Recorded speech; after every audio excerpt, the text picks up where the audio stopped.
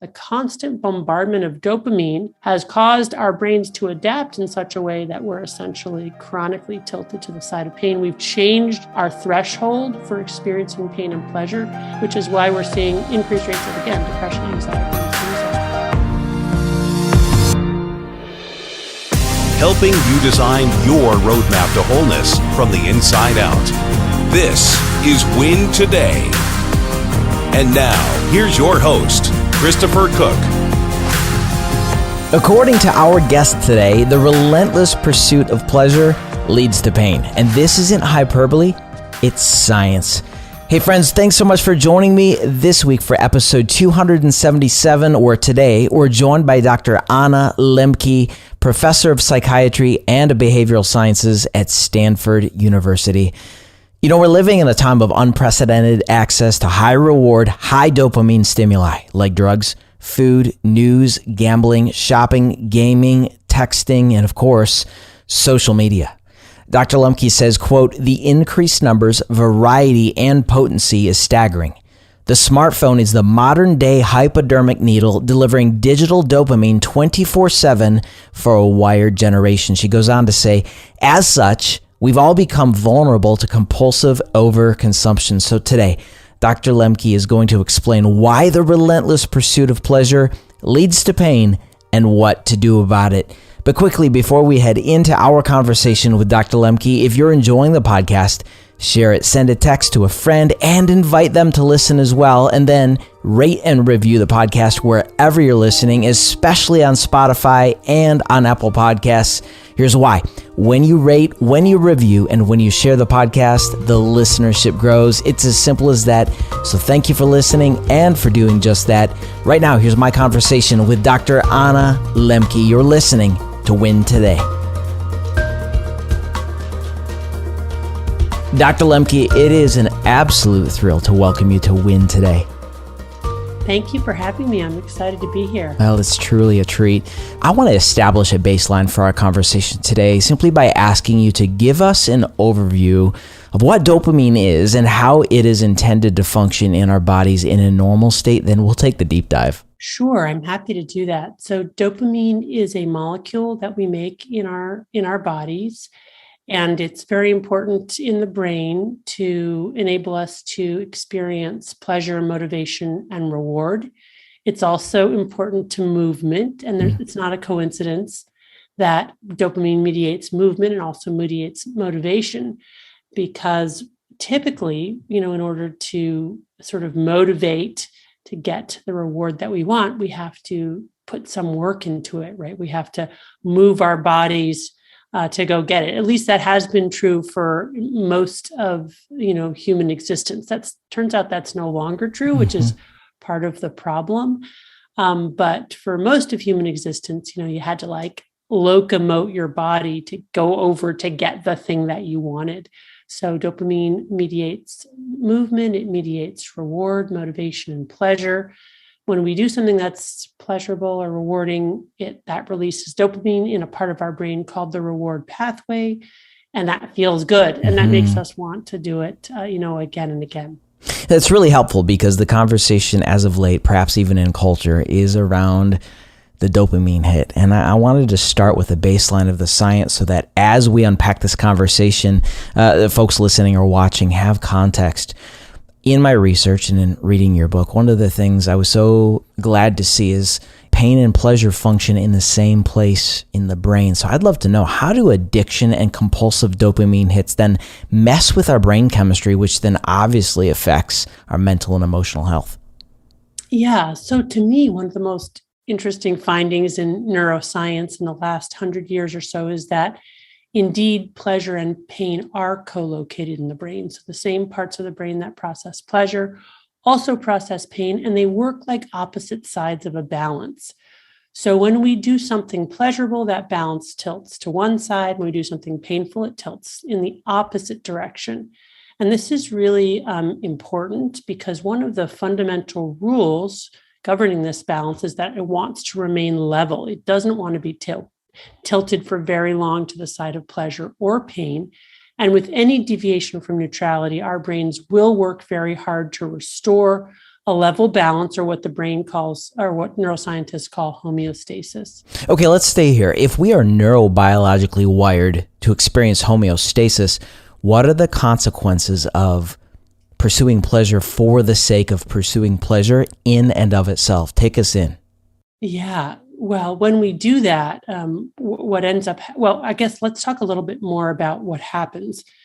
So in the brain, when we do something pleasurable, like, in my case, let's say eat a piece of chocolate or watch a certain type of YouTube video, I get the release of dopamine, our pleasure neurotransmitter, in the brain's reward pathway, and that balance tilts slightly to the side of pleasure. But remember, one of the overarching rules governing that balance is it wants to remain level. So no sooner has that happened than my brain adapts to that increased dopamine by downregulating my dopamine receptors and my dopamine production. And I imagine that as these little neuroadaptation gremlins hopping on the pain side of the balance to bring it level again. But here's the thing about those gremlins, they like it on the balance. So they don't get off as soon as the balance is level. They stay on until it's tilted an equal and opposite amount to the side of pain. And that's that come down, that after effect, a hangover. Sometimes it just can be that sort of urge for wanting a second piece of chocolate, or that urge to want to watch one more YouTube video just slightly outside of conscious awareness. So we may not even be aware of it. But if we wait long enough, that urge can pass, the gremlins hop off, and homeostasis, or a level balance, is restored. But here's the key piece. For every pleasure we experience, we pay a price, and that price is pain. The way that the balance restores homeostasis, or a level balance, is by tilting an equal and opposite amount to whatever the initial stimulus was. And that's really important to understand. That's sort of the key of how we become addicted, or the key to compulsive overconsumption. The way the brain restores a level balance is by tilting an equal and opposite amount to the side of pain before going back to level. Okay, I'm just really curious about this, because what I hear you saying is that, number one, balance is really just a metaphor. Yeah. So where pain and pleasure coexist, like, how does that play out for us on a Monday? Well, what it means is that, again, for every kind of thing that we do, whether it's that cup of coffee, on Monday morning, there is if it's pleasurable, if it's intensely pleasurable, it's releasing more dopamine, right, in the brain's reward pathway, and it makes us feel good. It's reinforcing. It's that thing that, I wish this were not going to end, or I really want to do this again type of feeling. Yeah. But there's a cost, right? There's that come down, there's the gremlins tilting the balance to the side of pain. And then here's the second important rule governing that balance. With repeated exposure to the same or similar stimulus, what ends up happening is that initial response to the side of pleasure gets weaker and shorter, and that after response gets stronger and longer. So let's say I finished that cup of coffee. Yep. It tasted great. And now I'm thinking, I want to repeat that experience. So I pour myself a second cup of coffee. But the brain has already learned coffee, right? And so now, as soon as I have that second cup of coffee, those gremlins have already been created. They hop on faster and sooner on the pain side of the balance, and they bring their buddies with them. So now with that second cup of coffee, that tilt to the side of pleasure is not as strong and is not as long, but that after effect, that come down, is longer and stronger. I want more coffee after the second cup than I even did after the first cup. And it is this progressive change over time that really leads to the addicted brain, or to compulsive overconsumption in the full spectrum, because addiction is a spectrum disorder. Yes. From just sort of compulsive overuse to severe addiction. And what happens in severe addiction is that if there is continued consumption over days to weeks to months of highly reinforcing drugs, meaning drugs that release a lot of dopamine in the brain's reward pathway, then we end up with enough gremlins on the pain side of the balance to fill this whole room. And they're essentially camped out there, tents and barbecues in tow. They are not going anywhere soon. So now, when I'm not using my drug of choice, my balance is tilted chronically to the side of pain. and I'm experiencing the universal symptoms of withdrawal from any addictive substance or behavior, which is anxiety, irritability, insomnia, depression, and intrusive preoccupation of wanting to use my drug, a narrowing of my focus and my pleasure on that drug. Now, when I use, I really can't even get high unless I use a whole lot more. Yes. I'm just using to feel normal. And again, when I'm not using, I'm experiencing, withdrawal, which is this multifaceted psychological and physical phenomenon. And then really importantly, too, other pleasures are no longer pleasurable, right? Once I get all those gremlins camped out on the pain side of my balance, if I then go and have, just a regular cup of coffee rather than the double espresso, turbocharged version that I now need, that regular cup of, generic coffee does zero for me, like absolutely nothing. That is absolutely stunning, because you steered us right in the direction of where I want to take this conversation next, because, as many of us are probably loosely aware, like you said, if we get addicted to something, the very thing that once addicted us doesn't work in the same way. Yeah. So I'd love for you to just give us a biopsy then on what's happening in our culture, in our humanity today, due to the access to high reward, high dopamine stimuli. Take us wherever you'd like. Great. Yeah. So the reason that I called the book Dopamine Nation is because we are living in an unprecedented time of almost infinite access to highly reinforcing drugs and behaviors. So traditional drugs that have been around for hundreds, even thousands of years, like opioids, cannabinoids, nicotine products, alcohol products, they're all more accessible and more potent than ever before. And we now have the equivalent of the hypodermic syringe delivering digital dopamine 24/7 for our wired generation. That's the smartphone, meaning that wherever we go, we can have access both to traditional drugs and drugs that didn't exist before, like video games, like online pornography, like online shopping, like social media, right, which is essentially drugified human connection. So all of these behaviors that once upon a time were healthy and adaptive and reinforcing and necessary for survival have essentially been drugified in the modern world, meaning they have been made more accessible. Simple access to addictive drugs is one of the biggest risk factors to becoming addicted. They're more they're more bountiful, meaning that the quantities are higher.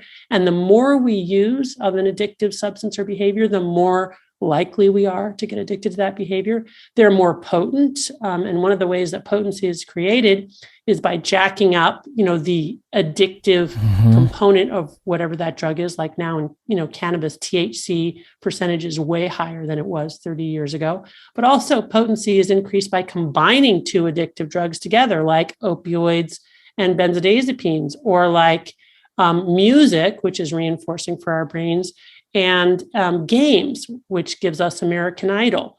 And then finally, you've got variety, right? So I used to think that I was immune to the problem of addiction because alcohol really doesn't do anything for me. It doesn't lift my mood. Caffeine doesn't wake me up. So I thought, whatever that addiction gene is, I must not have it.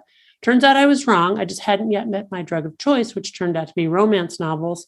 And I talk in the book how I became addicted to romance novels, which was essentially through a Kindle, right, where it was suddenly more accessible. I had this incredible variety. I really got caught up in becoming sort of as I talk about, a chain reader. So we're living in a time when really we're all more vulnerable to the problem of addiction. And we're seeing this play out in a number of different ways. First of all, rates of alcohol addiction have gone up in populations that were previously immune, like older people and women. Rates of addiction to all kinds of drugs have increased the world over, especially in rich nations. We're seeing new addictions like, online pornography addiction in younger and younger ages. We're seeing social media addiction. We're seeing video game addiction. And also, I think this is really important. We're seeing increased rates of depression, anxiety, and suicide, especially in rich nations.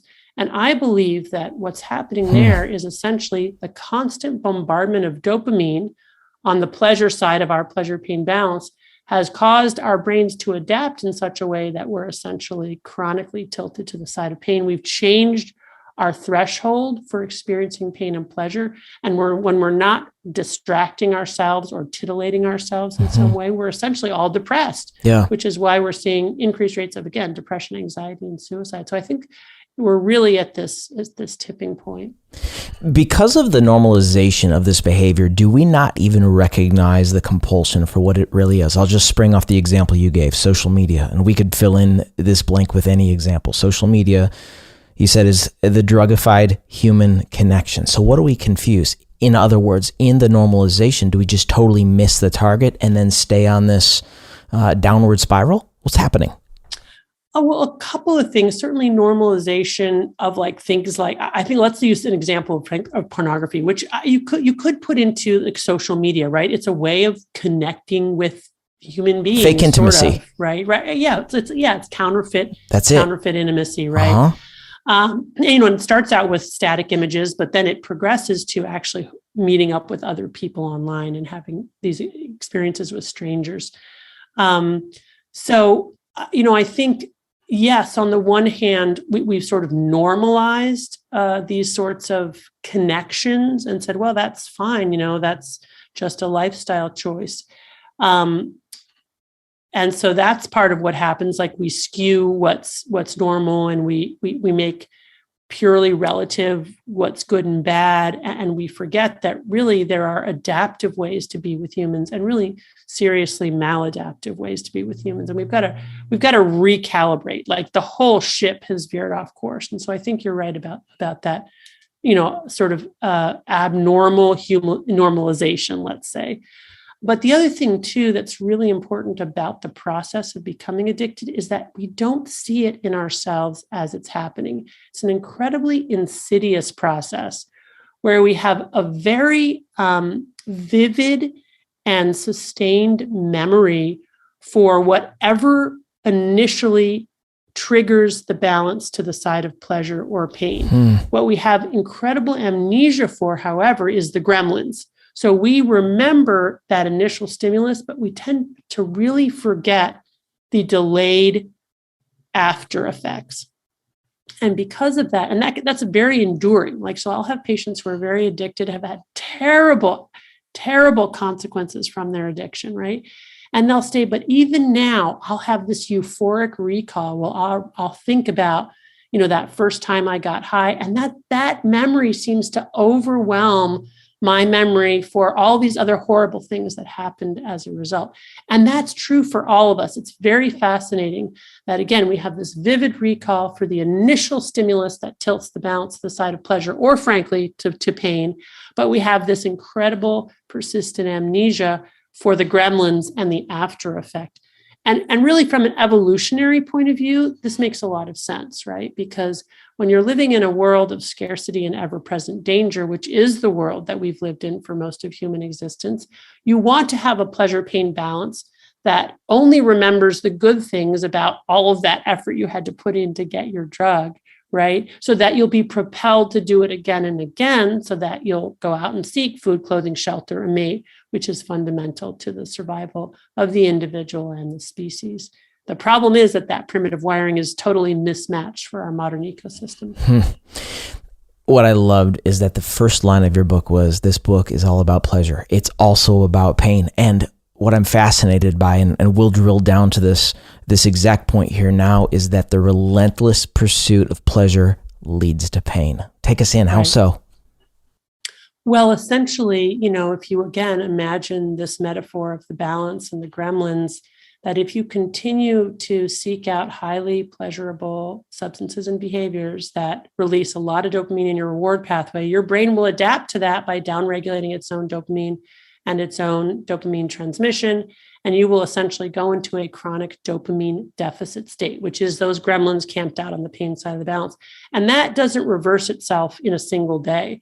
That can take, days to weeks to months, to in some cases years, for those gremlins to finally hop off with abstinence, and for, that dopamine, just normal baseline levels of dopamine firing to reset themselves, which is to say that, if at every moment of discomfort, distress, boredom, whatever it is, we are reaching for that substance or behavior that releases a lot of dopamine, we're going to pay a huge price for that we're not going to see immediately, but the chronic effects over time are going to be to make us irritable, depressed, anxious, and craving.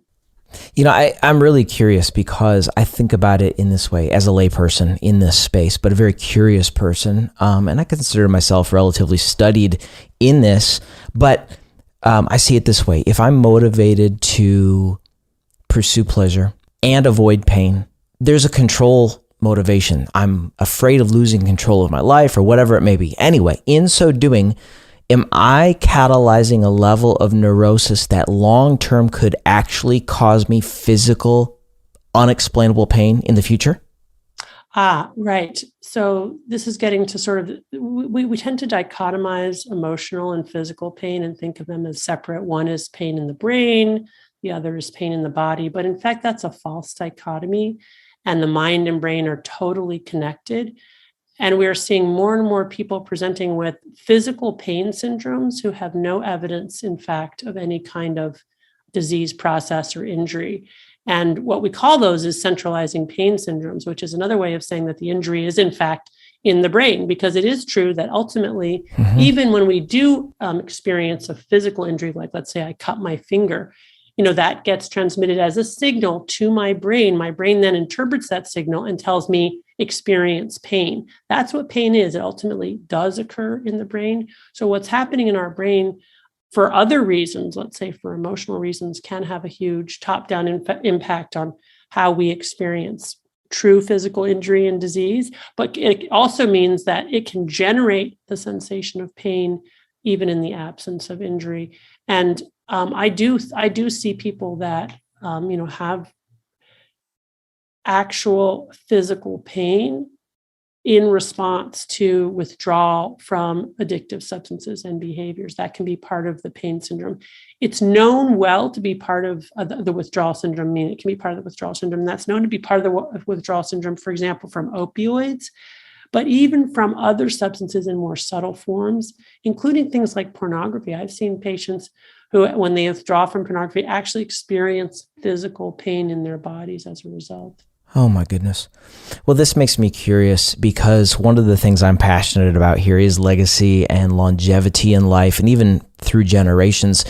And it piques my interest to ask if we're stifling the psychological development of this generation and the generation upcoming because we're terrified of doing or saying something that's going to cause them damage later. In other words, are we overextending ourselves and thus neutering the necessary development of resilience through pain in this life? Yeah, I think so. I mean, and part of the message, again, of the metaphor of the pleasure-pain balance is that, just as we continually press on the pleasure side, which leads to the gremlins hopping on the pain side, if in fact we intentionally press on the pain side, and I don't just mean physical pain, I mean psychological challenges, any kind of practice that is effortful and requires tolerating some degree of distress, that will then lead to those gremlins hopping on the pleasure side, which is a good thing, right? Yes. Because what it does is it tells the body to upregulate our own endogenous feel-good, healing, and protective hormones and neurotransmitters to make us more resilient in the face of whatever this injury is. So you're exactly right. This kind of way that we have been, for example, parenting or even educating young people to protect them from any sort of injury or distress or challenge or lack of sense of safety is actually doing them a disservice because it's robbing them of the opportunity to build up resilience in the face of these types of challenges and thereby, depriving them of the opportunity to maintain a supple and healthy pleasure-pain balance. So I want to walk down this path with you a bit more. And you painted this brilliant picture in Dopamine Nation. And it was this. You said in primary school, everyone received a star. Fast forward years down the road, at the university level, faculty and students talk about triggers and safe spaces. So what's the behavior? What's the mindset? What are we doing that we're not actually aware we're doing? Right. And then what's the way out of this? Well, I think it comes from this well-intentioned place of wanting to be kind, but But the problem is that in wanting to be kind and kind of protect people from distress, again, what we're doing is creating a culture in which we're raising a generation of children who have no opportunity for growth, who have no opportunity to know their own ability to face certain challenges, and as a result become ever and more fearful. Okay, so then what we're talking about is the over-sanitization, the overprotection of people, so to speak. So I'd love for you to talk about, from the perspective of science, the role of pain, and then what happens when we seek to avoid pain. So again, if you think about what pain does, is it essentially builds up mental calluses to tolerate pain in the future. So it has this dual role where, number one, it literally triggers our body through the process of hormesis, which is Greek for to set in motion, and is the whole science of what happens to our cells when our cells are exposed to mild to moderate noxious stimuli. And it turns out that when our cells are exposed to mild to moderate noxious stimuli, for example, exercise being just the most tangible form of that, that starts to upregulate production of our endogenous feel-good hormones and neurotransmitters like dopamine, like serotonin, like norepinephrine, like our endogenous opioids, like our endogenous cannabinoids. Those are all things we make in our body. So that instead of getting what we get with an intoxicant, where we get a sudden spike of dopamine and then a plummeting below baseline levels until it goes back to baseline, what we get with exercise is a delayed, because it's, the opponent process mechanism, it's the adaptation to the injury rather than the injury itself. We get a gradual rising of dopamine levels over the course of exercise, and then they remain elevated for hours after exercise before going back down to baseline. So we never have that dopamine deficit state. What we have is this sustained elevation of dopamine and other feel-good neurotransmitters like serotonin and norepinephrine. This has been shown in studies to be, many studies to be the case. So that's really exciting, because what it means is that there's a potential more enduring source of dopamine that doesn't lead to this dopamine deficit state. Of course, it requires effortful work, right? It requires the pain of exercise. And we can extrapolate from that the same is true for psychological suffering, that when we learn to tolerate, when we tolerate distress or experience something and we come through the other side, it's not that we're necessarily injured for life, which is often how we think of it now, this fear that, I'm going to give my kid PTSD if I expose them to some kind of injury. That's a framework that we have evolved over hundreds of years due to, I think, kind of a misconception of Freudian thoughts about the unconscious and how childhood trauma can lead to adult, psychopathology. But in fact, there's a lot of science to show that exposure to all kinds of traumatic events can make us stronger, right? Which has been something that, philosophers have talked about literally for centuries, but there's actual science to show that it's true, that we do literally become physiologically more resilient if we have repeated exposures to mild to moderate traumas. And then furthermore, from a psychological perspective, we can look back and say, hey, you know what? I made it through that thing. I can do this thing too. So also just knowing as a kind of a core piece of our identity, I endured that. I'm a person who can endure. That gives us strength going forward.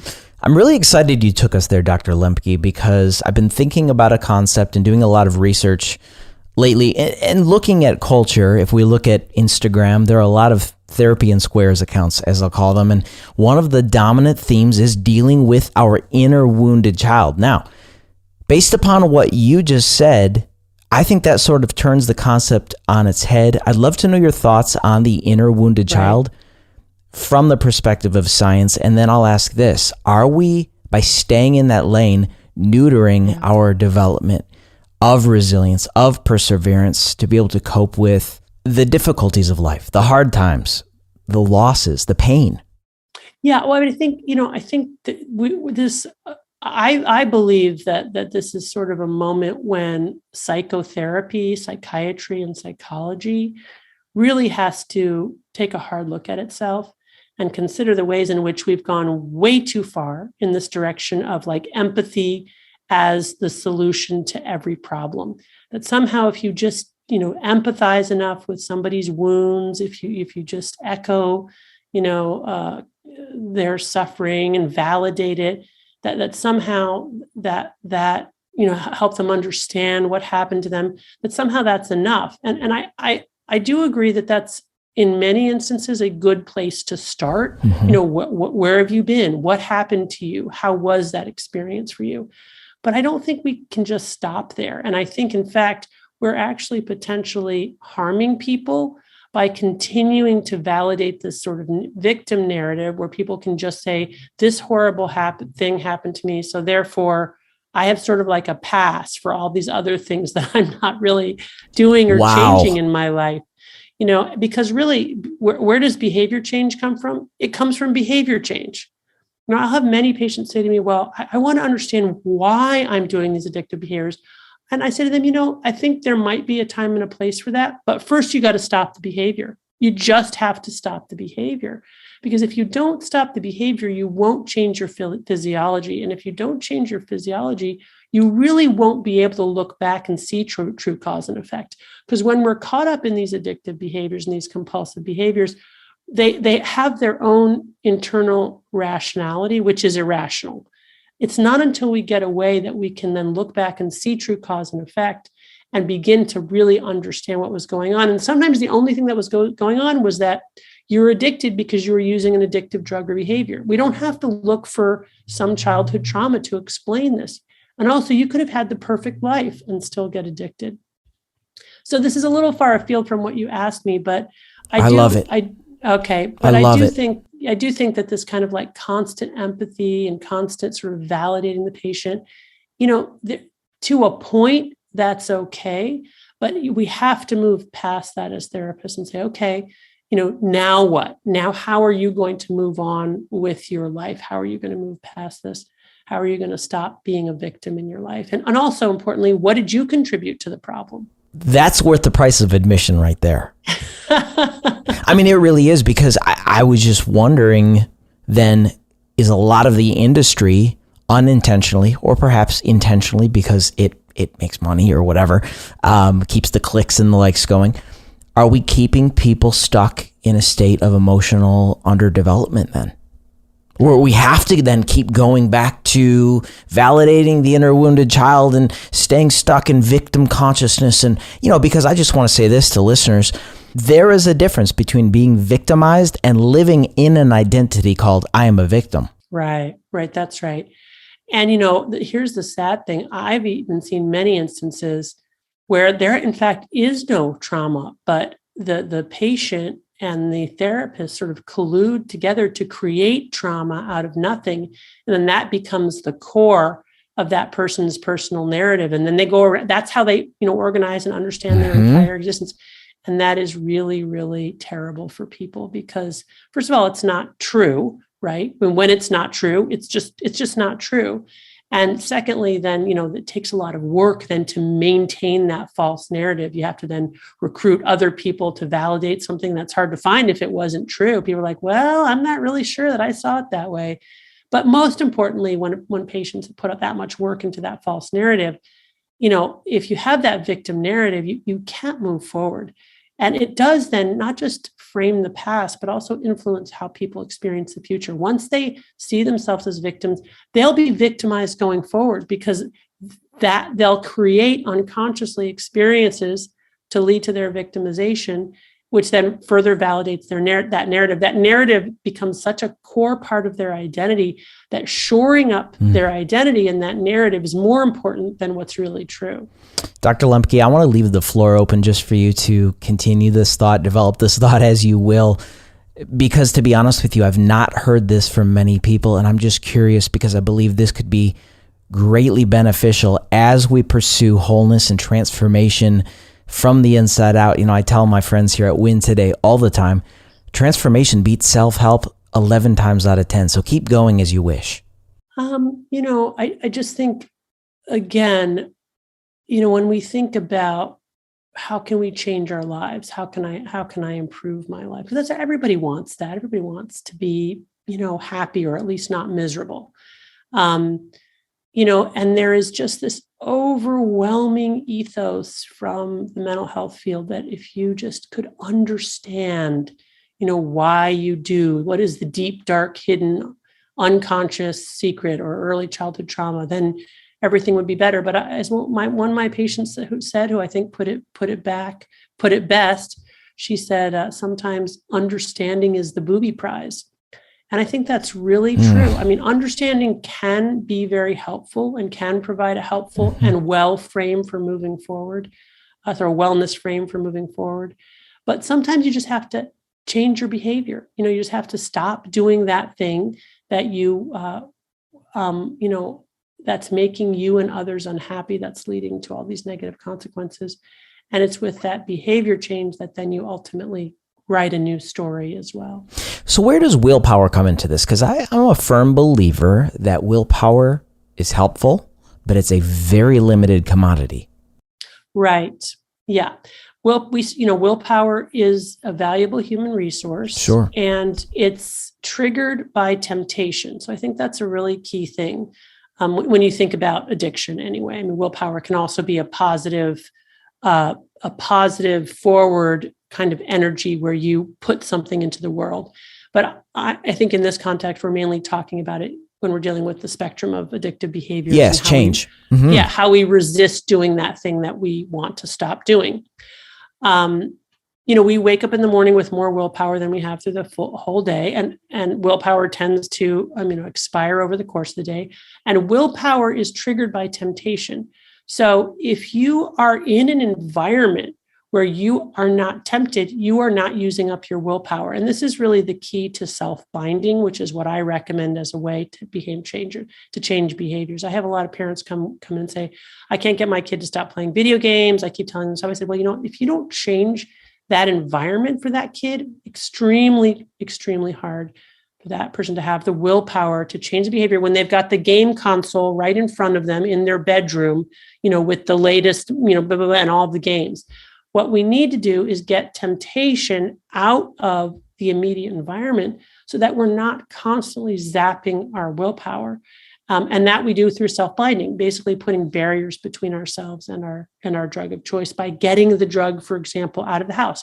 Get the beer out of the house, get the potato chips out of the house, get the video game console out of the house, limit Wi-Fi to the house, stop Wi-Fi to the house, put my devices in another place, go to a place where there are no devices and no Wi-Fi. And what people experience when they do that, it's really actually miraculous. They no longer have to draw on their willpower to resist the temptation of doing that thing, because without access or easy access to our drug of choice, we don't have to exercise willpower because that we can't get to it. And there's an incredible freeing that we experience when that happens, because in a very insidious way, we can't relax when we have to exert our willpower, right? We can't just let ourselves kind of mentally drift and dream. Because once we do that in an environment with temptations, we will use, because it's automatic to use, right? Once we've done it and it's habitual or compulsive, when we're relaxing, we will use, and we will turn to use without even realizing that we're doing it. It will happen unconsciously. We will just use, right? But if we get the drugs away such that we would have to make 2 or 3 steps to get it, we can relax in that environment and not be afraid that we will use. The subconscious, the limbic system, the prefrontal cortex, the executive function of the brain play a role in this. I'm just curious just to stay here for a minute more because I'm in research mode around this subject, and I would just love to know as a psychiatrist then, if the limbic system, if the subconscious, the record of memories, trauma, all those things are, let's just say, 1,000,000 times more powerful than the executive function of the prefrontal cortex. Is that another reason why we can exert our will and say, I'm going to do this, but then that subconscious, the programming says, no way, it's not going to happen. And then gym memberships go unused. The treadmill becomes the hanger for the clothes. Is there validity to that? Well, I mean, I think, very crudely, if you think of the brain as a car, The emotion part of the brain is the accelerator, and the prefrontal cortex, which is that, big gray matter area of the brain right behind our foreheads, is the brakes. And when our brain is functioning in a healthy manner, and that means we've got a good functioning accelerator and we've got good brakes, right? And they're kind of working together interactively. What happens in the process of addiction is that either we have a malfunctioning accelerator, which is to say it accelerates too much, or we have brakes that are not working. So they're not putting the brakes on there. And either one of those things can go awry. So certainly, if there's a lot going on emotionally and that kind of takes over, for example, a huge amount of stress in our lives, that can certainly trigger people to want to reflexively turn to something that will help them feel instantaneously better. And we've seen that in animal studies. So, for example, if you take a rat and you let the rat know, you train the rat to press a lever for cocaine, it will press that lever faster and faster over time until it essentially exhausts itself or it dies. But then if you stop having cocaine be released in response to the lever press, then you will extinguish that behavior, which is to say that the rat will eventually stop pressing the lever because it realizes there's no more cocaine coming from that lever. Now, if you then, and then it will go about its business and do other things. But then if you give that, if you stress that animal by giving it for example, a violent and painful foot shock, the immediate response of that animal will be to go to the lever and begin pressing again in hopes of, so that does happen where we have these huge stressors. And then the default is this kind of reflexive, learned, even if it's a distant memory behavior as a way to self-soothe. So why do a lot of people then consider pain not only something to avoid, but something that is fundamentally dangerous? Well, that's really something that has evolved culturally over the last 100 years. Prior to the 1900s, even medical doctors believed that some degree of pain was healthful for people. In fact, in the mid-1800s, when general anesthesia was being introduced, the leading surgeons of the day were resistant to the idea that we should put people under during surgery. They thought, well, I don't know, surgery, the pain of surgery boosts the cardiovascular response, boosts the immune response.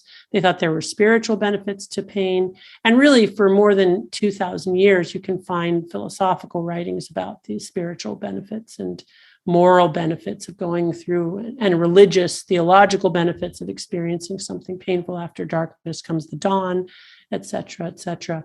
But in the last 100 years, this idea of pain being beneficial in a myriad ways has really been lost. And instead, we've cultivated this idea that pain is dangerous, that pain will set us up for future pain in the form of a centralizing pain disorder or a post-traumatic stress disorder, and that in general, we should insulate ourselves from all pain. But really that, as I write in Dopamine Nation, I think that's really, we've gone off the rails there because in doing so, at the same time that we're exposing our brains to constant high dopamine rewards, what we're doing is just ending up with this pleasure-pain balance tilted to the side of pain, such that now we need greater and greater and more potent sources of pleasure to feel any pleasure at all. And with the slightest pain, we're devastated. So I think we need to rethink that and really start to refrain and abstain from feel-good pleasures and behaviors, invite painful experiences into our lives, and thereby reset our reward pathways. How do we invite painful experiences? That's really fascinating to me. And this might be a really crude example, but what I heard you say is points to an example in my own life. One of the things I do every day is take an ice cold shower. Yeah. And it is intended to bring focus to my life. And of course, noradrenaline and dopamine is produced in that experience. But what do you mean by inviting pain, Dr. Lembke? Well, ice cold water baths, ice cold showers are it's a growing method for exactly this kind of ascetic practice. And what we know from science is that if you immerse yourself in an ice cold water bath for an hour, you will see huge increases in dopamine, norepinephrine, serotonin over the latter part of that ice cold water bath, and those higher levels will remain elevated for hours afterward. So again, just like exercise, what you get is that you get dopamine, but you get it indirectly. So instead of getting it by using an intoxicant, you get it by doing something painful, and then the brain adapts to that pain by upregulating your own dopamine production, which is a much better way and much more enduring way to get your dopamine. Of course, you can overdo that too, but as long as you're not overdoing it, that's a really great way. So exercise, ice cold water baths, but even psychologically challenging things, forcing yourself to do things that you're afraid of, or that are anxiety provoking for you, or that are new for you, or challenging in some kind of mental way that requires your sustained commitment and enduring investment over many days. Mm-hmm. But I would even suggest that in this day and age, for many people, what could be extremely painful is just unplugging for a period of time and not exposing themselves to constant sources of media, but just sitting in silence or walking in silence or doing some kind of task in silence. No music, no audio, no texting, no phone call. That alone, because we're actually all addicted to various forms of media now and our digital devices, that alone can be very painful and anxiety provoking, scary, boring. Boring is terrifying on some level. Many of us could benefit from doing something hard every day, doing something challenging every day in a way that stimulates our ability to develop resilience. And I'm really fascinated by that. I mean, when you and I were just emailing, I'm just curious, you can answer this in any way you're most comfortable answering, but you said to me, Chris, I don't even have social media. Mm-hmm. Why? Yeah, tell me why. Oh my gosh, I wouldn't be able to handle it. I mean, I know that I would instantly become compulsive about it, constantly checking, monitoring it. It's something that I recognized very early that would be very compelling and very disruptive and very unhealthy for me. So I've chosen to just completely abstain because I don't want to have to exert the energy to try to moderate. And the payoff for me, for abstaining is much higher than any payoff I could get from participating in social media. I also find, just on other levels, social media is just not a great source of information or even probably human connection. Frankly, I think there are better ways we can apply our energies to get the information and also to make human connections. And then the other thing is that I try to do a daily practice of some kind of, effortful physical exercise. I'm not an ice cold water person. I can't do that. But I admire people who do. But I try to do some kind of, sustained physical activity for at least, 15 or 30 minutes a day, which is not a lot, but over consecutive days can make a really big difference. And I also just want to emphasize, too, how amnestic we are for the rewards. Almost everybody will endorse after exercise or ice cold water that they feel better. Yes. And yet the next day, right before you're about to do that exercise, right before we're about to do that exercise, I'm about to do that. I'm like, I don't want to do this. I don't want to do that. It's really fascinating how the brain, again, has this very vivid and clear memory of the initial stimulus, either the initial pleasure or the initial pain, but not any kind of clear memory for the after effects. And it's just incredible to me how amnestic we are for that, because I have to remind myself every day, no, Anna, do this walk because you will feel better afterwards. And then afterwards, I'm like, yep, I feel better. I'm so inspired by what you're saying, because it appears as though you are intentionally moving in the opposite spirit of what culture prescribes for connection and even for normal activity throughout everyday life. Right. I mean, let me just clarify and say, I think it is possible to have meaningful, intimate, positive connections online. Sure. I do believe that, and you can meet people and have powerful connections with people that you've never known in real life.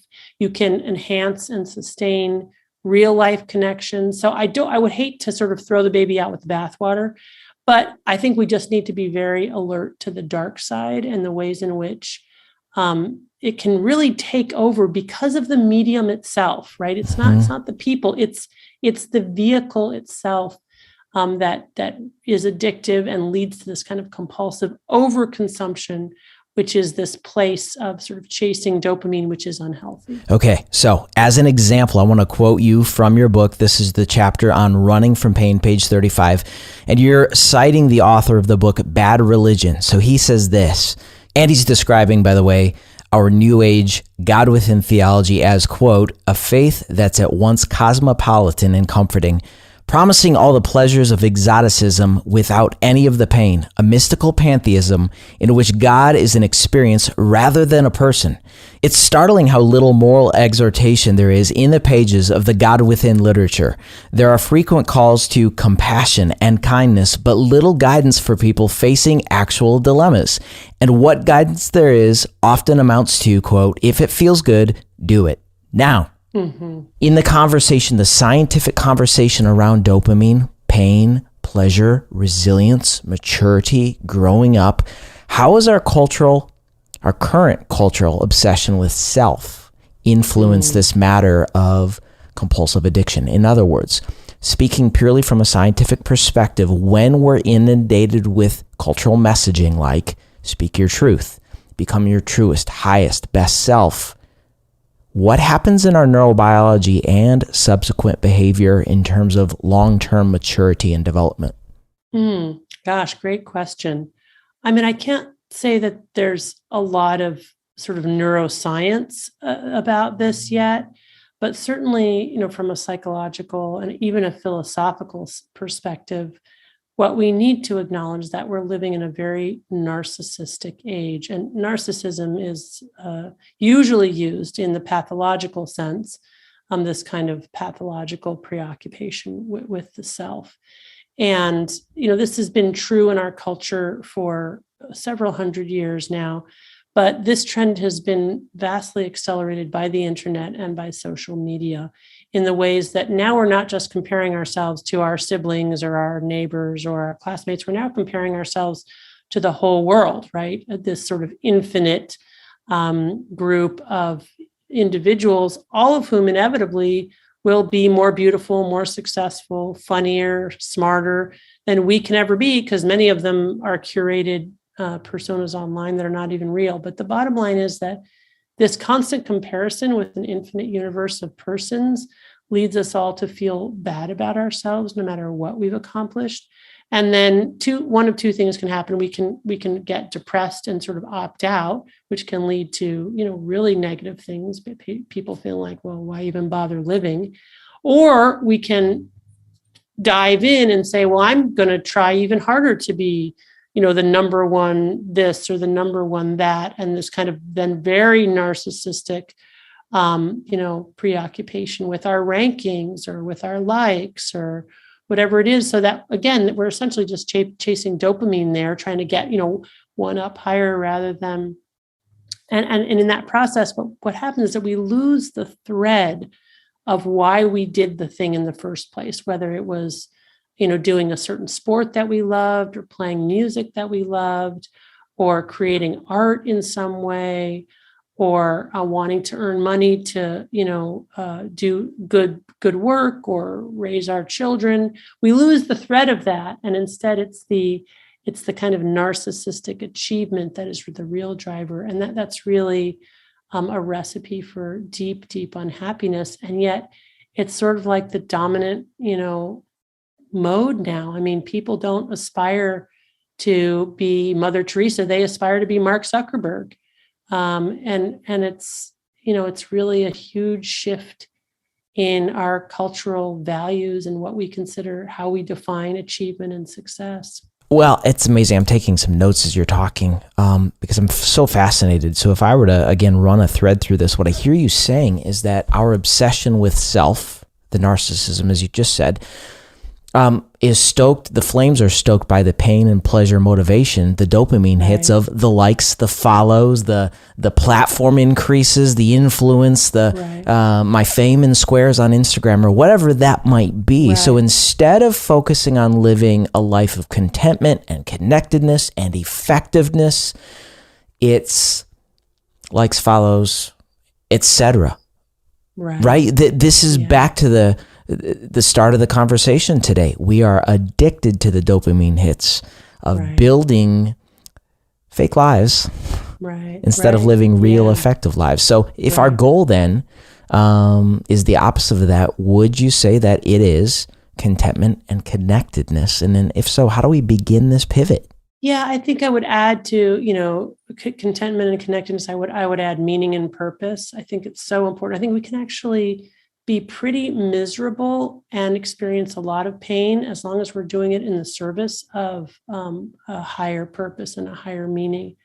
In fact, I think probably some of the, let's say, happiest people, happiest in quotes, are people who endure quite a lot of pain, but do it knowing that they're helping other people, and so feel very purposeful in that path. So, this is this is the ultimate question that you're asking, and it's a really hard one to answer because we live in a world in which most of our problems are self-created. The problem of survival we have solved. What we are doing now is destroying ourselves, destroying each other, and destroying our planet. And so the problems are a lot more complicated, both in terms of, the problems, the complexity of the problems themselves, and then also the solutions are much, much harder. But I do think that one place where we seldom look to start is just our own behavior and our own lives. It's very easy to kind of like jump to the social justice warrior level and be like, I'm going to save the planet by doing X, Y, and Z. And on some level, okay, that's great. And on another level, that can be kind of narcissistic as well, especially when we're ignoring our own lives and the people in it. And like just the simple things that we can do, every day, go buy a piece of litter, you walk by a piece of litter, you could pick that up, or we could just not litter, or we could litter less, or we could try to generate less garbage. I mean, I'm as guilty of this as anybody. Don't get me wrong. I'm not placing myself up. I'm just saying there are so many small ways in which we could consume less. That would be better for us and the people we care about and the planet. And yet, it's so hard to do that. Here we are on the heels of Christmas, and that's it. Yeah, it's like even, in our family, I was thinking, gosh, is there a way we can even celebrate Christmas without buying material things and giving them? I don't know. We would have to figure out something new because the way that we celebrate Christmas is largely to buy and exchange gifts. So tricky, that's it. Right? Yeah, for sure. Well, let's go back to when you mentioned boredom, because you wrote this. You said boredom isn't just boring, it can be terrifying. I'd love to hear more. Well, boring is a really interesting emotion because, when we are bored, i.e. we have sort of nothing to do, we think of that as sort of like a trivial problem, but in fact, what it can do is it can open up the chasm of the larger problem, which is why am I here? What is the purpose of my existence? Yes. Those are big, scary questions, right? Which if we really contemplate them, like you can really get worked up in the face. I know I do in the face of those types of questions. But it's also why I think boredom is so necessary, right? So that we have to stop distracting ourselves with these instant gratification types of substances and behaviors so that we have a moment to be bored so that we can contemplate those bigger questions so that we can make some important decisions about how we want to live. I've read that dopamine alters our sense of time. In other words, the more dopamine we have in our system, we tend to overestimate our sense of elapsed time. And when traumatic circumstances occur, loss, crisis, whatever, it might feel like we're living in slow motion. Can you unpack this for us and then teach how to navigate through fear, through trauma, and loss in consideration of this objective fact of science? Yeah, that's it is really true. And it's really time is such an interesting thing in and of itself, right? The fourth dimension and how we experience it, sometimes fast, sometimes slow. But it's certainly true that we can lose track of time when we're chasing dopamine. And in fact, that might be one of the warning bells. If you're wondering, are you chasing dopamine? Are you getting lost in some addictive compulsive behavior? One of the warning signs might be that you lost track of time, that you thought it was half an hour and it was really an hour, or it was 2 hours. That should be, a warning to folks, because it's really true. We totally lose track of time. And of course, that's one of the appeals of chasing dopamine. We want to lose track of time. We want to lose ourselves. We want to dissolve, right? Which is very ironic, because we spend so much time thinking about ourselves and sort of self-aggrandizement and how we define ourselves and how I'm different or the same as someone else. But really, at the end of the day, we don't want to think about ourselves. And so it's these addictive substances and behaviors that give us that release. And likewise, when we're not engaging in those substances behaviors and doing things that are hard or experiencing difficult emotions, time tends to slow down, because we're experiencing something that's distressing, and that doesn't seem to go by fast. That seems to endure. So I do think that time as a construct is an interesting way to intersect on these ideas. One of the things that I recommend in my book as a very practical first step to everything that we've been talking about is to take 30 days to fast from your drug of choice or your behavior of choice, whatever it is that you have a conflicted relationship. And why 30 days? Because 30 days is usually the minimum amount of time it takes to reset the reward pathways, for the gremlins to hop off the balance and for homeostasis, or a level balance, to be restored. That means in the first 2 weeks, you're going to feel worse before you feel better, because that balance is going to tip hard to the side of pain. You'll experience irritability, anxiety, insomnia, depression, craving, all the universal symptoms of withdrawal. Yeah. But if you get through it by weeks 3 and 4, again, you'll start to restore homeostasis. You'll feel better. But here's one of the most interesting things that happens too at 30 days of abstinence, is that people are then really able to look back at their substance use or their addictive behaviors and see true cause and effect in a way that you cannot do it when you're in it. When you're in it, you really can't see it. It's not till you have that temporal distance from the experience. And then all of a sudden, also, you look at the larger expanse of your life and you say, gee, do I really want to be spending my time lost in that behavior? And I really don't. My time is precious. It's my most valuable commodity, probably. So what do I want to do with my time in my life? And so I think those are questions that can be sparked by that 30 days of abstinence. And then you can decide, do you want to continue to abstain, or do you want to go back to using in moderation? And then I talk about self-binding and how we can make moderation possible. Dr. Lembke, this has been such an exhilarating conversation for me today, and I hope for the listeners too. And so thank you for today. Is there anything else we haven't covered that you'd like to share? We've covered a lot of ground. I can't really think of anything else. And I also just want to be, honor your curiosity and what you're curious about. Yeah. Yeah, thank you so much. Well, the book is Dopamine Nation, Finding Balance in the Age of Indulgence. wintoday.tv/episode 277. Go there right now. Dr. Lembke, I'm so grateful for your time today. Thank you for being here. Thanks for having me. It was a great conversation. wintoday.tv/episode 277. That's wintoday.tv/episode 277. Go there right now. Within the show notes is a link to purchase a copy of Dopamine Nation.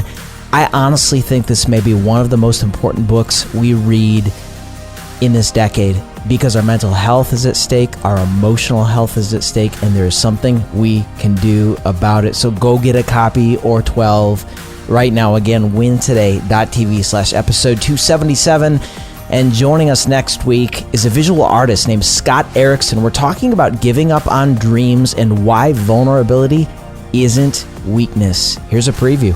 Saying yes to, okay, I found myself on the other side of the death of a dream. What can I do now? Yes, but saying yes to who I am and how I can be a contribution. Saying yes to that this very life is the life that the creator of all things wants to interact with. I cannot know or interact with God except the gift of my existence. And so I must say yes to it in order to participate with that. These are all the layers that are happening at the same time. That's next week right here on Win Today. Thanks again for joining the conversation this week right here on Win Today. I believe people just like you should be able to live successful, meaningful lives, and that's why I want to invite you to join the inner circle of readers on my email list who get weekly, well-researched self-improvement tips. So right now, go to wintoday.tv to sign up. It's absolutely free. And lastly, whether you're a new listener or have been listening to the show for a while, I'd really appreciate your rating and review of Win Today on the Apple Podcast app.